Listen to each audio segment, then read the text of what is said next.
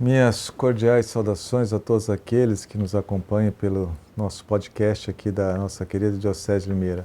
Antes de começar esse podcast, quero agradecer as pessoas que rezaram por mim. Eu fiquei 2 semanas afastado por causa da dengue, uma doença terrível, e agora estou voltando aos poucos. Então quero agradecer a todos aqueles que rezaram pelo restabelecimento da minha saúde. Minha gratidão.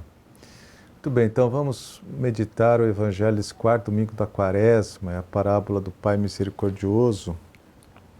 É o texto de São Lucas, capítulo 15, versículos de 1 a 32. Então vamos ao texto. Naquele tempo, os publicanos e pecadores aproximavam-se de Jesus para o escutar. Os fariseus, porém, e os mestres da lei criticavam Jesus. Este homem acolhe os pecadores e faz refeição com eles. Então Jesus contou-lhes esta parábola. Um homem tinha 2 filhos. O filho mais novo disse ao pai: Pai, dá-me a parte da herança que me cabe. E o pai dividiu os bens entre eles. Poucos dias depois, o filho mais novo juntou o que era seu e partiu para um lugar distante. E ali esbanjou tudo numa vida desenfreada. Quando tinha gasto tudo o que possuía, houve uma grande fome naquela região e ele começou a passar necessidade. Então foi pedir trabalho a um homem do lugar, que o mandou para o seu campo cuidar dos porcos. O rapaz queria matar a fome com a comida que os porcos comiam, mas nem isto lhe davam.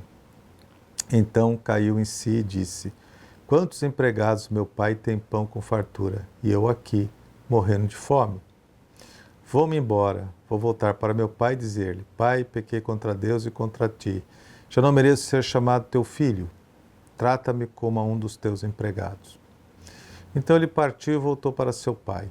Quando ele estava longe, seu pai o avistou e sentiu compaixão. Correu-lhe ao encontro, abraçou-o e cobriu-o de beijos. O filho então lhe disse: Pai, pequei contra Deus e contra ti. Já não mereço ser chamado teu filho. Mas o pai disse aos empregados: Trazei depressa a melhor túnica para vestir meu filho, e colocai um anel no seu dedo e sandálias nos pés. Trazei um novilho gordo e matai-o. Vamos fazer um banquete. Porque este meu filho estava morto e tornou a viver. Estava perdido e foi encontrado. E começaram a festa. O filho mais velho estava no campo. Ao voltar, já perto de casa, ouviu música e barulho de dança. Então chamou um dos criados e perguntou o que estava acontecendo. O criado respondeu: É teu irmão que voltou. Teu pai matou no filho gordo porque o recuperou com saúde. Mas ele ficou com raiva e não queria entrar. O pai, saindo, insistia com ele. Ele, porém, respondeu ao pai: Eu trabalho para ti há tantos anos, jamais desobedeci a qualquer ordem tua, e tu nunca me deste um cabrito para eu festejar com meus amigos. Quando chegou esse teu filho, que esbanjou teus bens com prostitutas, matas para ele o novilho cevado.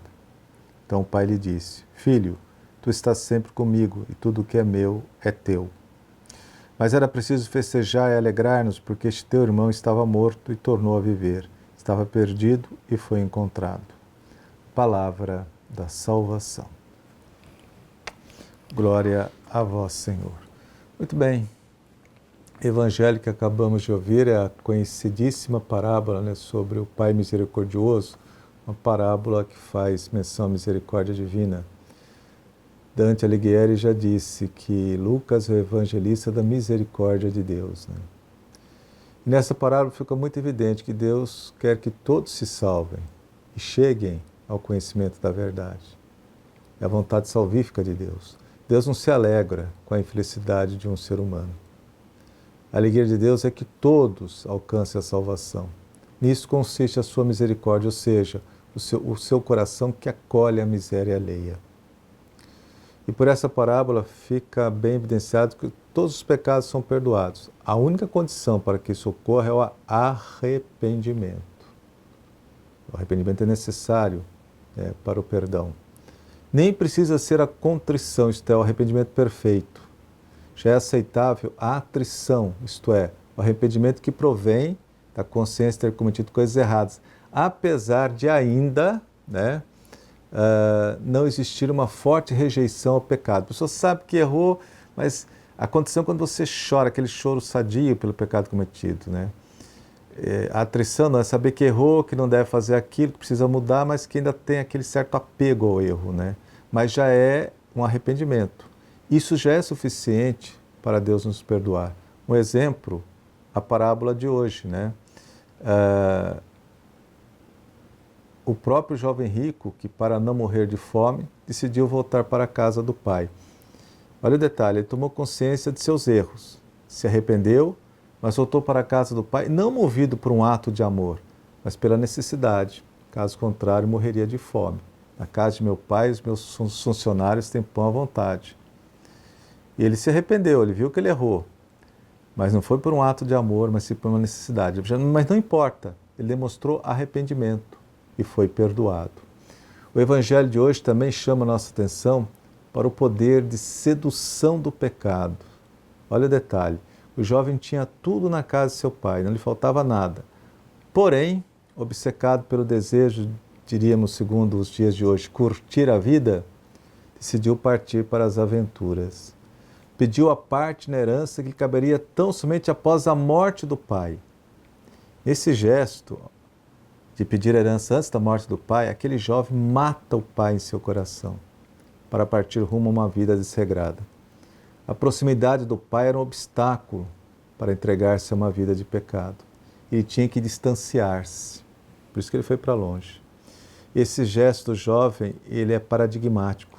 Quem peca necessariamente o faz depois de distanciar-se de Deus, longe, distante de Deus. Deus não se afasta, somos nós que nos afastamos dele. Infelizmente foi o que aconteceu com o jovem. Um outro detalhe fundamental do Evangelho de hoje. Dominado pelo pecado, o jovem se desumaniza. O rapaz queria matar a fome com a comida que os porcos comiam, mas nem isto lhe dava. Olha que nível de degradação. Perdeu toda a sua dignidade. O pecado é algo muito grave. É como uma doença que vai destruindo nossa vida gradativamente. Aos poucos, aquele jovem chegou ao fundo do poço, quase destruiu a própria vida. Infelizmente, muitas vidas não têm o final feliz do jovem rico. Quantas pessoas dominadas pelo pecado destroem, além da própria vida, a vida de seus familiares, de seus amigos, enfim, de todos aqueles que o amam. O jovem se converteu porque se abriu à graça divina. É outro ensinamento do Evangelho de hoje. Isto é, tomou consciência de sua condição miserável. E aqui o versículo 17 ele é fundamental. Então caiu em si. Muitos teólogos falam assim, é a graça que excita a conversão. É a graça preveniente, a ação de Deus que bate ali todos os dias, né? E quando a pessoa se abre, a graça produz efeito. Caiu em si. Muitos homens e mulheres, não apenas jovens, mas também adultos, precisam também cair em si. Porque só assim serão capazes de mudar de vida, de se converterem. E aqui deixo como uma sugestão, né, para essa semana. Inspirados pelo Evangelho deste quarto domingo da Quaresma, rezemos durante essa semana por aquelas pessoas que temos conhecimento que precisam cair em si, que precisam se abrir à graça da conversão. Rezemos por essas pessoas. Desse modo, realizaremos um gesto concreto de misericórdia, né? As nossas orações por tantas pessoas tão distantes de Deus que precisam cair em si, precisam se abrir à graça de Deus. É um gesto concreto de misericórdia na Quaresma. E a todos a minha bênção, em nome do Pai, do Filho e do Espírito Santo. Amém.